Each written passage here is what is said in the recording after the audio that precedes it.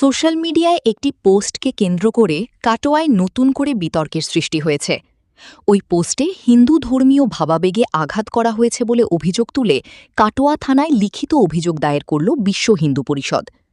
বিশ্ব হিন্দু পরিষদের কাটোয়া জেলা শাখার পক্ষ থেকে থানায় জমা দেওয়া অভিযোগে দাবি করা হয়েছে, কাটোয়ার কাশিরাম দাস বিদ্যায়তনের শিক্ষক তথা প্রাক্তন সিপিআইএম প্রার্থী সঞ্জীব দাস সম্প্রতি তার ফেসবুক প্রোফাইলে রাম মন্দির সংক্রান্ত একটি পোস্ট করেন।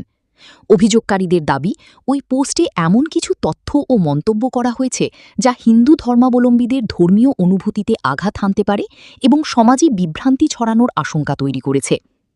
অভিযোগ দায়েরের পর সংবাদমাধ্যমের মুখোমুখি হয়ে বিশ্ব হিন্দু পরিষদের কার্যকর্তা সুবিক্রম রায় বলেন, বিষয়টা হচ্ছে এই কাটোয়া কাশিরাম দাস বিদ্যায়তনের একজন শিক্ষক সঞ্জীব দাস, যিনি কিনা অ্যাসেম্বলি ইলেকশনে সিপিআইএমের প্রার্থী হয়েছিলেন আমাদের কাটোয়াতে।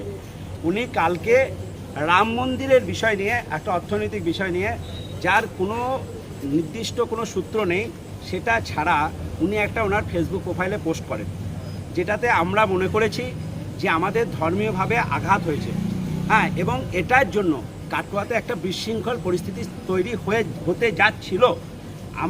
আমাদের আজকে একটা হনুমান চল্লিশা পাঠের অনুষ্ঠান ছিল, তারপরে আমাদের ছেলেদের দাবি ছিল ওনার বাড়ি যাওয়ার, কিন্তু আমরা যারা বিশ্ব হিন্দু পরিষদের পক্ষে আছি কার্যকর্তা, তারা সবাই মিলে ঠিক, এবং বজরং দলের যারা আছে কার্যকর্তা, তারা মিলে ঠিক করি যে না, আমরা কাটোয়া থানার যে আইন শৃঙ্খলা মেনটেন করা আছে তাদের উপর, থানার প্রতি ভরসা রেখে, ওসি সাহেবের উপর ভরসা রেখে, আইসি সাহেবের উপর ভরসা রেখেছি। তো আমরা আইসি সাহেবের কাছে এসেছিলাম, আমরা সঞ্জীব দাসের এগেনস্টে একটা কমপ্লেন করেছি। আইসি সাহেব আমাদের কথা দিয়েছেন যে ওনাকে অ্যারেস্ট করা হবে এবং যা ব্যবস্থা নেওয়ার সেটা নেওয়া হবে, আইনত ব্যবস্থা নেওয়া হবে। আমরা এতে যদি উনি ব্যবস্থা নেন তাহলে আমরা খুশি, আর যদি ব্যবস্থা না হয় তো পরবর্তীকালে সেটা আমরা পরবর্তীকালে বলবো।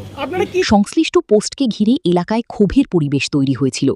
তবে সংগঠনের পক্ষ থেকে কোনো রকম উত্তেজনা বা বিশৃঙ্খলার পথে না গিয়ে আইন ও প্রশাসনের উপর ভরসা রেখে থানার দ্বারস্থ হওয়ার সিদ্ধান্ত নেওয়া হয়। তিনি জানান, সংগঠনের পক্ষ থেকে কাটোয়া থানার আইসির কাছে লিখিত অভিযোগ জমা দেওয়া হয়েছে এবং ঘটনার যথাযথ তদন্ত ও আইনি ব্যবস্থা গ্রহণের আবেদন জানানো হয়েছে।